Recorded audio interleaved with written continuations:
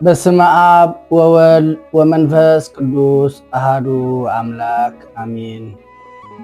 ጸሎት ምስጋና መዝሙረ ዳዊት ምዕራፍ 30 ኦ እግዚአብሔር ስለ ዘድሓንካንን ጸላእተይ ክውሕጥኒ ስለዘይሓደግካንን ኣመስግነካ ኣለኹ።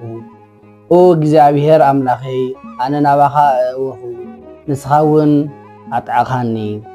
ኦ እግዚአብሔር ነፍሰይ ካብ ሞት ኣድሓንካያ ናብ መቃብር ከይወረድሲ ሓድሽ ህይወት ሃብካኒ።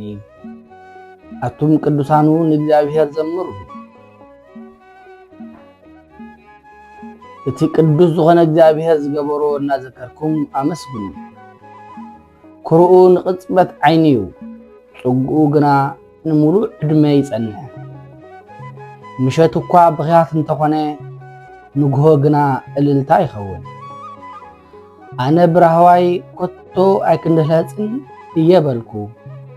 ንስኻ ኦ እግዚአብሔር ንዓይ ሰናይ ኢኻ።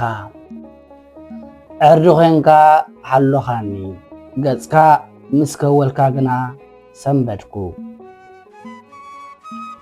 ኦ እግዚአብሔር ናባኻ ኣእወኹ። ኦ እግዚአብሔር ከም ዝስዕብ ኢለይ ናባኻ ለመንኩ። ኣነ እንተመትኩ ናብ መቃብር እንተወረድኩስ እንታይ ትረብሕ?